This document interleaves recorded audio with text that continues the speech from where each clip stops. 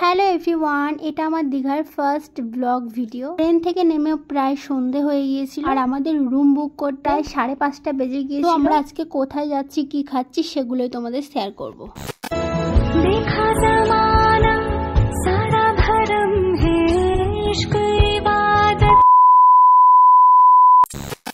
আমরা গোসল করে চলে এসেছি, তোমাদের দাদাভাইও গোসল করেছে। হাঁপিয়ে গেছি, আর কোথাও যেতে ইচ্ছা করছে না, কিন্তু ঘোরার জন্য তো এসেছি না, তার জন্য যেতেই হবে। আর আমরা 2 দিন কিচ্ছু ভাত খাইনি। ট্রেনে যেগুলো বিক্রি হয় ফুচকা, ঝালমুড়ি, ওগুলো খেয়েছি।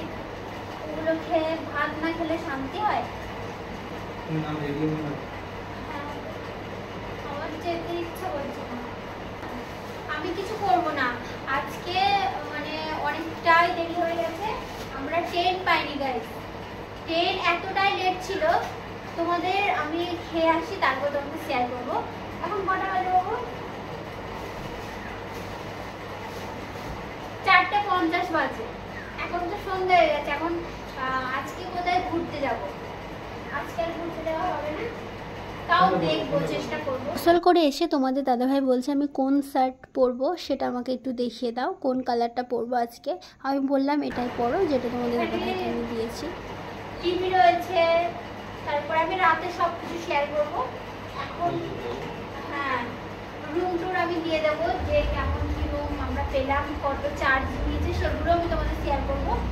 এখন টাইম নেই গাইস, চলো আমি রেডি হয়ে আর তোমাদের সাথে দেখা করছি। চলো আমি রেডি হই। কালকে আমরা আমার শ্বশুর বাড়ি থেকে আমি বার হয়েছিলাম ওই 5:30টার দিকে। তোমাদের দাদাভাই কাছ থেকে বাড়ি এসেছিল। না 5:30টার দিকে নয়, আমি জামা কাপড় কিনতে গিয়েছিলাম। ও 5:30টার সময় বাড়ি এসেছিল কাছ থেকে। তারপরে বাড়ি এসে 8:30 বেজে গেছিল। ও 8:30 বেজে গেছিল আমার মায়ের বাড়িতে যেতে।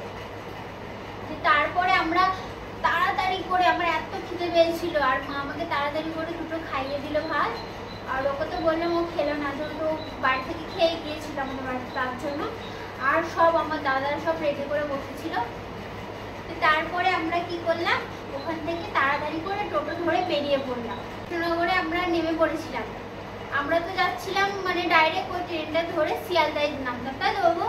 শিয়ালদাতে নামতাম আমরা, কিন্তু আধার কার্ড আনতে ভুলে গিয়েছিলাম।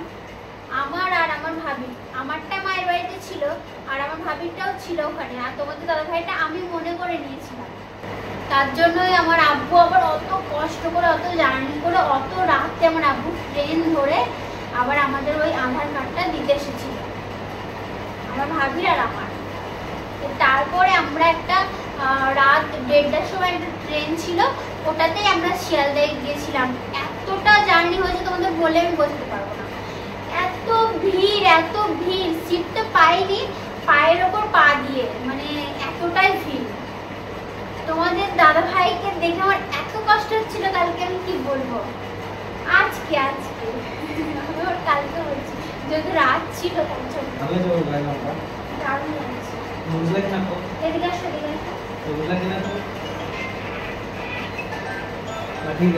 না ভালো লাগছে, সুন্দর লাগছে কালারটা। আমি কেমন, তোমরা কমেন্ট করো বাবু।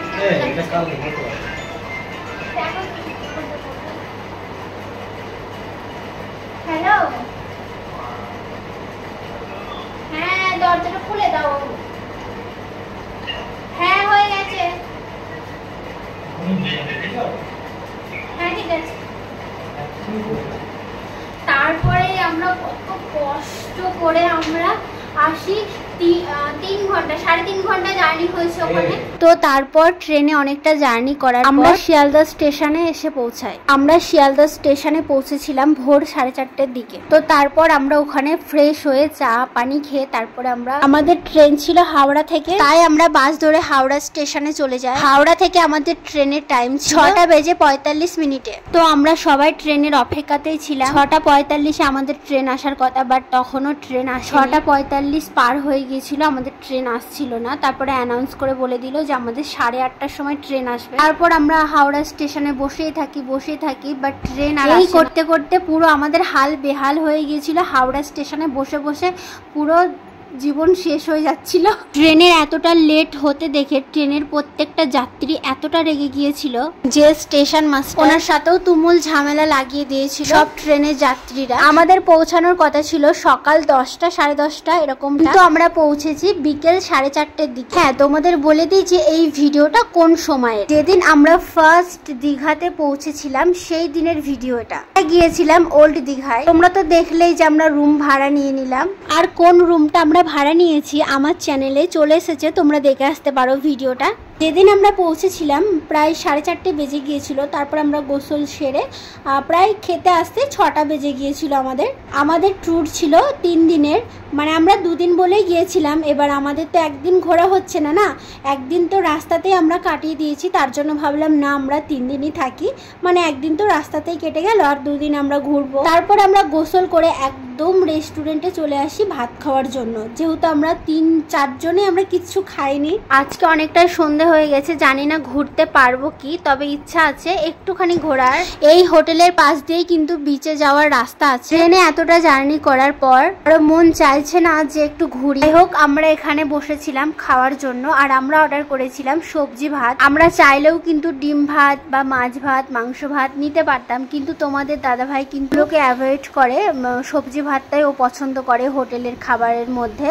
ও মাছ মাংস এগুলোকে পছন্দ করে না খাওয়ার জন্য। আমার দাদা কিন্তু নিরামিষ খেতে একদমই পছন্দ করে না, তাই দাদার জন্য 1 প্লেট চিকেন কষা অর্ডার করেছিল, আর ভাবি ডিম নিয়েছিল। ওই যে দেখছো আমার আয়ন পাপাকে, আমরা যেটা খাচ্ছি ও সেটাই খাচ্ছে, কারণ ওর খাবার এখানে পাওয়া যাচ্ছে না। যাই হোক, তারপর আমরা খাওয়া দাওয়া করে একটু বিচের দিকে যাই। আমরা বিচে ঢুকতেই দেখি দুই দিকে কত সুন্দর মেলার মতো বসেছে, সব বাচ্চাদের জিনিস, বড়দের জিনিস, শামুকের বিভিন্ন রকমের অনেক কিছু ছিল। তারপর আমরা আস্তে আস্তে বিচের দিকে যাই, আর এখানে প্রচুর লোক ছিল, প্রচুর লোক ছিল। এত সুন্দর ছিল, এত লোক দেখে একটা আলাদাই আনন্দ হচ্ছিল যে কত লোক বেড়াতে এসেছে এখানে। পুরো মেলা বসেছিল, পুরো মেলার মতো কেন বলছি, পুরো মেলাই বসেছিল। সমুদ্রের পানিটা দেখে আমার জাস্ট এত ভালো লাগছিল, তোমাদের বলে বোঝাতে পারবো না।